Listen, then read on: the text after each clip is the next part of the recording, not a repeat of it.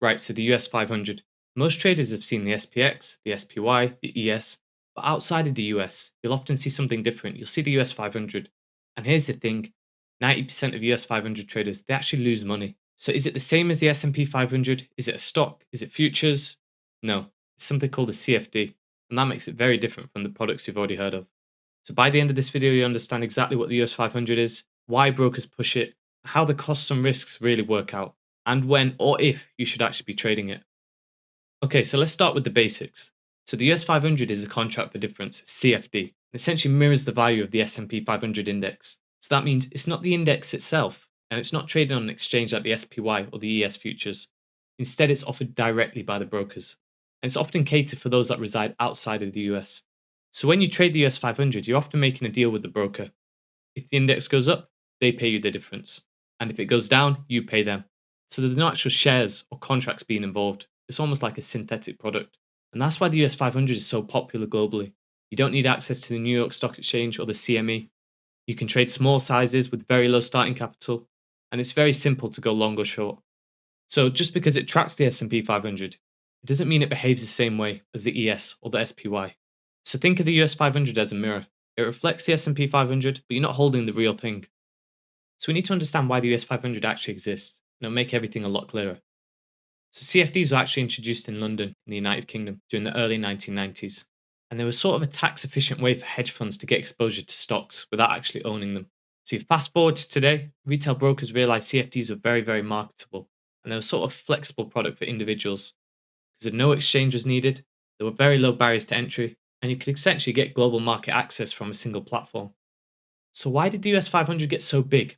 International traders wanted to trade the S&P 500, but they couldn't easily access the US ETFs or the CME futures.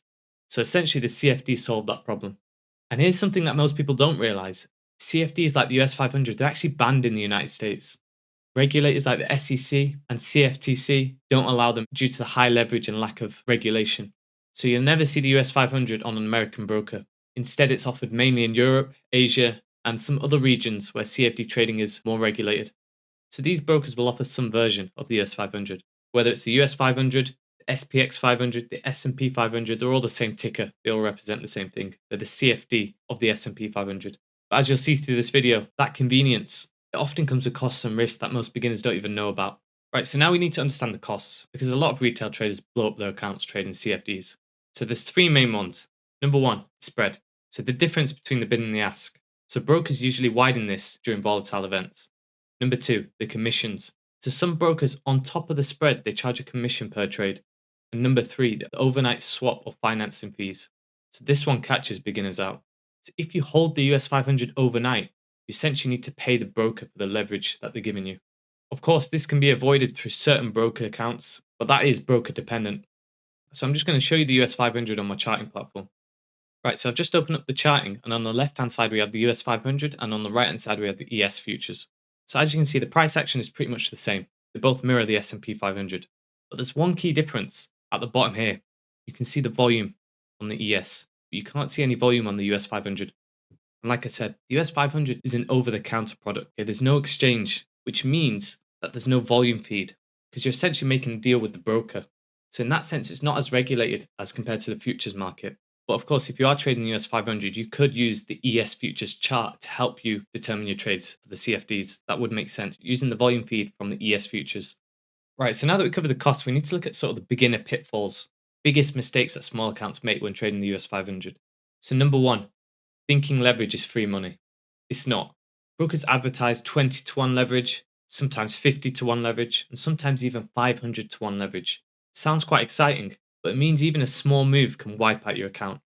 Number two, holding overnight without realizing the finance fees. So a trader might think that they're $50 up, but then they see a minus $12 in swap fees. And of course, if you do that for days, it eats alive your P&L. Number three, again, using the US 500 as a long-term investment.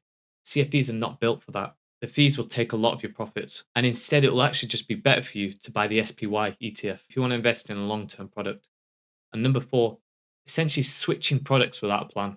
Some people bounce between the SPY, the ES, the US 500, the SPX, depending on what feels easier that day. And essentially, that's a recipe for inconsistency. So these pitfalls are very, very common for beginner traders. And brokers actually legally have to disclose how many accounts blow up or lose money. And some report 80 to 90% of retail accounts lose, and leverage is the number one reason why. So if you treat the US 500 like a shortcut, you'll get burned. If you treat it as a structured trading tool, it could work out for you.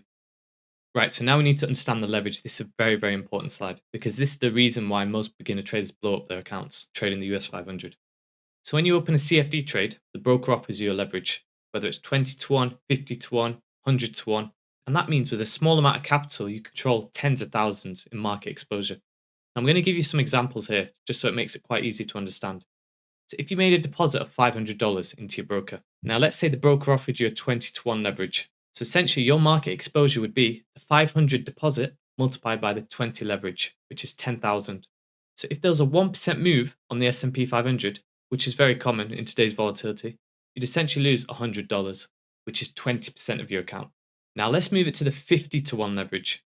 Your exposure would be 50 multiplied by 500, which is 25,000. That same 1% move will cost you $250, which is 50% of your account. You can see how fast it adds up. Now, what do some retail traders do? They think the higher leverage they have, the more money they can make. Now I'm going to show you with higher leverage amounts. Let's look at the 500 to 1 leverage. Again, market exposure, 500 multiplied by 500, 250,000 worth of exposure. The same 1% move will result in a minus 2,500 loss, which is 5 times your account size. And at that point, you sort of be hoping that your broker has a negative balance protection. So you'd be liquidated as soon as it hits zero. It's very, very dangerous. And I've even seen some brokers offer 1,000 to 1 leverage. So your market exposure would be $500,000. And that same 1% move will essentially wipe out $5,000 from your account, which is 10 times the account size from the initial deposit of 500.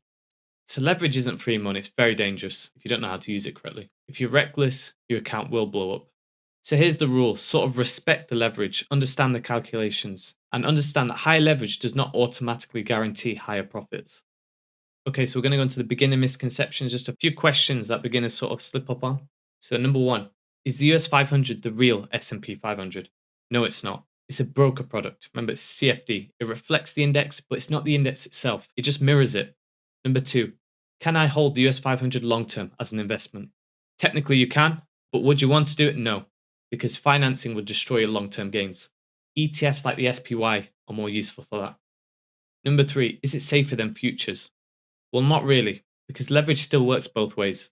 If anything, traders actually over leverage on CFDs because the margin feels smaller. So it's very dangerous for beginner retail traders. Number four, do brokers price the US 500 the same? No. Each broker sets its own spreads, its own swaps, its fees. Always make sure you check these before trading. Also, the US 500 ticker name might even be different depending on the broker. So the US 500 is very useful, but it does have some dangers that you need to be aware of. So essentially, overall, is the takeaway. The US 500 works.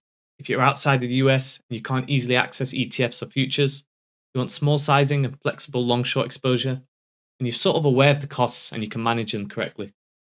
But you need to avoid the US 500 if you're trying to invest long-term, you're unaware of the financing and swap fees, and you're sort of treating leverage as a sort of shortcut to get rich quick. It won't work.